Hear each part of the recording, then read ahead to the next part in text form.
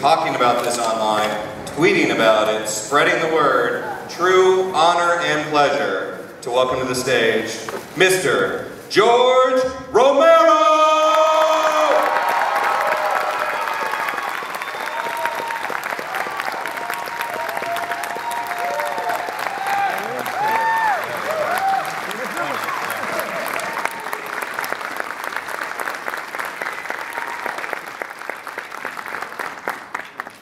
Thank you for joining us. It's working? Yeah, it's working. It's working, and that one's working too, guys. Remember, this is going to be your time to ask some questions. So hop on up over there and get ready to ask a question. Please keep it to one question per person. First off, let me say congratulations on the Empire of the Dead TV series that we know is on its way, based on the Marvel Comics book that you've been working on. Congratulations.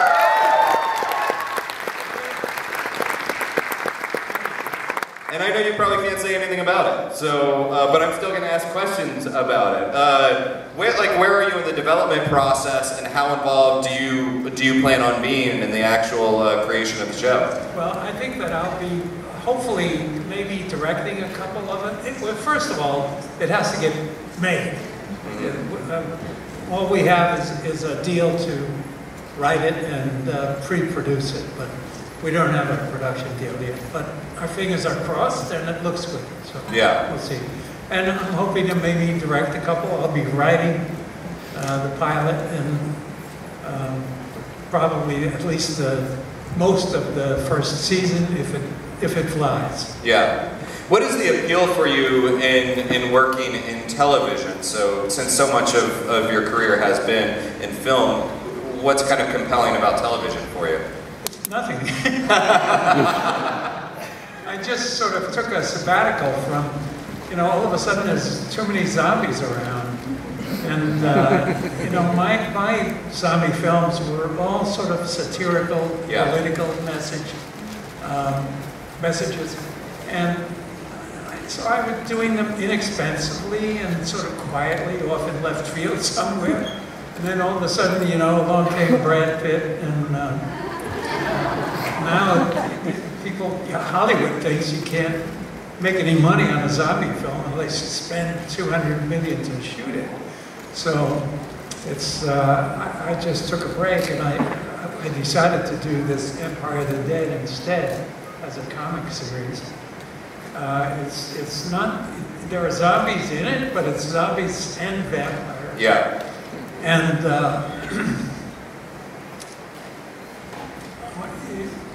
I've been doing it for almost 2 years, so yeah, I took a break from the film stuff for a little Was while. there any reluctance to play in the vampire sandbox? Because after Martin, which was very much your take on the vampire genre, was there a reluctance to take on that creature? Even though Martin wasn't really a vampire, but I think you know what I mean. Yeah, that's the thing. But no real reluctance. No, they're the power figures in Empire. They're running the show, at least temporarily anyway. And I figured that made sense for them to. I made them sort of the establishment, the nasty guys, and so that seemed to make sense because they've been around for long enough to figure out where what strings to pull and how to make it to the top. So. Yeah, it is sort of like this interesting Morlock Eloy kind of thing, the power player monsters, and then the low level kind of guys. Yeah. So blue collar. The blue collar monsters. My zombies have always been sort of blue collar guys. Yeah. Well, and yeah, you have a point that the satire component has that been completely whitewashed from the zombie genre now, as you see it? Is there anyone still doing? Edgar Wright did a great satirical piece, Shaun of the Dead, great movie, very much, an homage to George's work. But now, do you see the satire completely gone from the genre? Well, not too many people ever used it that way. I think maybe, I don't know, was I the only guy? Edgar, those guys, but they were spoofing it basically. And you know, I was able to you know, express my opinions, political opinions, and pretty much the way I thought through using the zombie genre to get the thoughts out. Yeah. So that was it. But that's the way I always saw it, but it was very hard to pitch, you know, because my thinking was always that idea came first. In other words, the satire came first, or the criticism, social criticism, came first. But you know, I could never have gotten money for Dawn of the Dead if I pitched it as a satire on consumerism. Yeah. So I have to pitch it as a zombie film, but it's, by the way, you know, it had this message. Sneaking it in there a little bit, yeah. Hi there. Hi. First of all, I wanted to thank you. Your female characters are inspirations, and they're so strong. The women are so strong, and I appreciate that so much as a woman and as a person. My question for you is, I love Xavier so much. She's, am I pronouncing that right? The zombie in Empire of the Dead. How far do you see, if I can pick your brain, them evolving in terms of their intelligence? How far do you think you're going to go with that?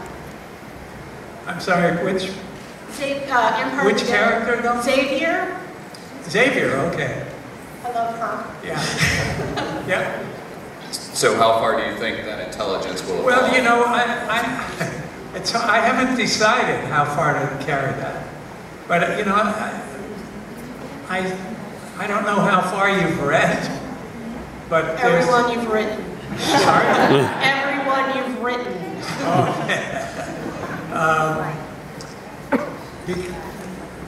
And I'm not quite sure, you know, it's very hard. You make these rules up sort of as you go along.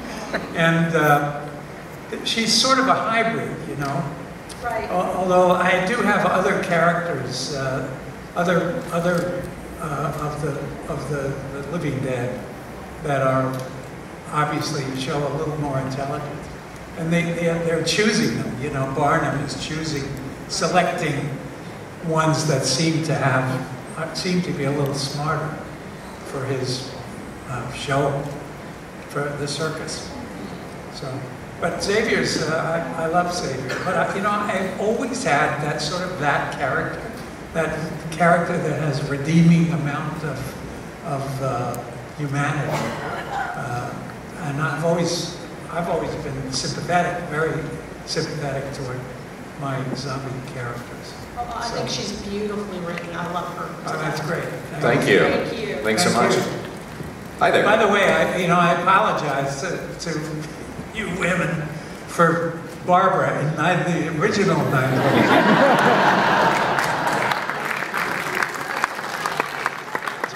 Totally ineffective character. But okay, so did you realize at the time how ineffective? I mean, obviously you knew that she was going to be ineffective, but when did it sort of sink in that you had really made this ineffective female character? Well, you know, it did when we were creating Night of the Living Dead. You know, that's what it was, the perils of Pauline. You know, and she was running around and her heel snaps off, she falls down, and you know, she's completely ineffective. And then she goes catatonic, and then, you know, that's about it. And so I apologize for that. when I wrote the remake that Tom Savini directed, I made Barbara Swank. Yeah. Hi. Hi, welcome to St. Louis first and foremost. It's a pleasure to stand in your honor. My question is there ever been like a scene in any of your zombie movies that you wish you could change or redo? Change? I'm sorry. Yeah, like has there ever been like a scene in any of your movies that you wish that you could change? Like go back and alter some of your scenes from the zombie genre? I'm not sure I understand what you mean. Change what? Like go reshoot, or you look at and perhaps unhappy with how it turned out. Oh, I'm sorry. Yeah, that I would change. I'll tell you what, all I see in Night of the Living Dead are the filmmaking errors. I mean, just filmmaking 101, screen direction problems, and all kinds of just craftsmanship errors. But, you know, thankfully the film works on some kind of a different level. I think it's a creepy film. Actually, none of the other zombie films that I did, I think I don't think they're scary. I think they're funny, almost comedy. Some of them, and I mean, some of it, Survival of the Dead. There's some gags in there that are right out of Chuck Jones. You know, the coyote and the road. But so. I would say, you know, I'm still learning in a way. So I don't think I really designed a really good shot, a camera move shot, until Bruiser, and that's when I first sort of, you know, something clicked, and I realized that I could, you know, plan ahead and create a choreographed sequence. I used to just shoot everybody in the room as a single shot so that I could cut it together any way I wanted, change the dialogue, remove a line, and that was my safety valve. And then it was really only when I made Bruiser that I had enough confidence to just choreograph the whole thing and not have to shoot so much cover. But, so I'm still learning. I mean, there's always in every film that I've made, except Martin. I think Martin, even though I wasn't quite so confident with it, we had a wonderful crew, and we were not unionized yet, and I had a crew that would just, you know, gave 150%. And I got almost every shot that I wanted to get. And so I think that's, in a certain way, my most complete film. And it's, you know, I have the least criticisms about that film. But there's always a dozen things that you either have to change along the way. You know, there's everything, weather conditions, everything conspires against you when you're making a film. And there's so many ways that you can drop the ball or have to do something in shorthand instead of the way you really intended to do it. And so and every time I watch my films, those are the moments, they come back.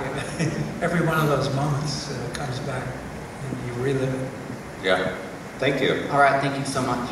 Well, with Survival of the Dead, I know that you utilized a little bit of CGI in there as well to complement the practical effects.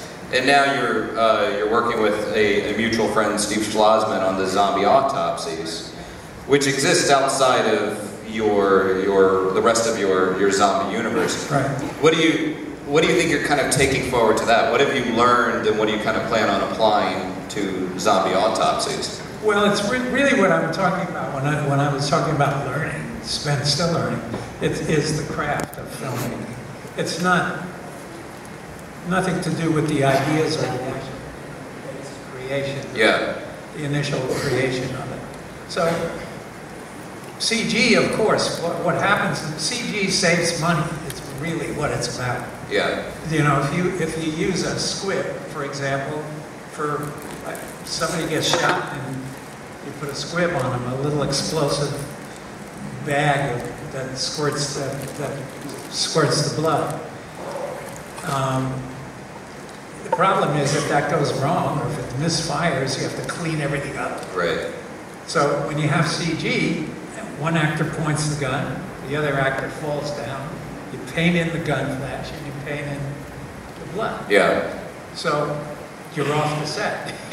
And that's really the thing. You don't have to take a half an hour to clean everything back up. Yeah. So that's where the savings come in. And it looks much better when it's real, I think. There's nothing can replace practical effects.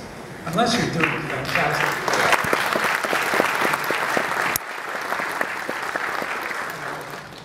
You know, fantasy stuff that requires CG. But you know, if you're working just with the effects, some of the prosthetic effects that Tom did in Savini, in Day of the Dead, I think were amazing. And they look great because they're happening. It's really happening. Right. There's nothing fake about it. But there were sometimes you just can't do it. There's a scene in Diary of the Dead where a headless zombie appears, and you realize that his head is hanging on his back, draped over on his back. When he leans forward, the head flops forward. And we weren't able to do it without CG. And we had Greg Nicotero doing the effects, and he just couldn't get it to really look real.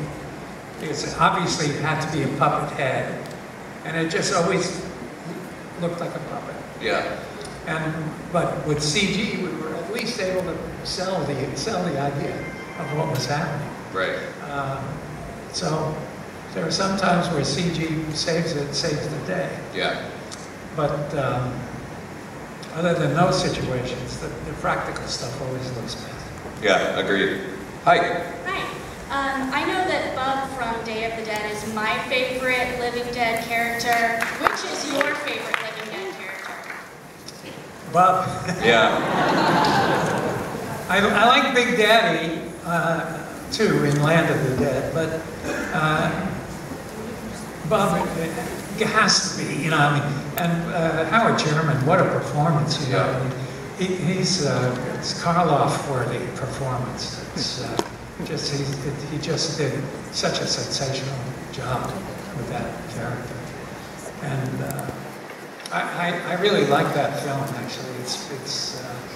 It's my favorite Definitely of my my favorite. zombie films. Yeah. Yeah, me too. Who else is a big fan of Day of the Dead? Yeah.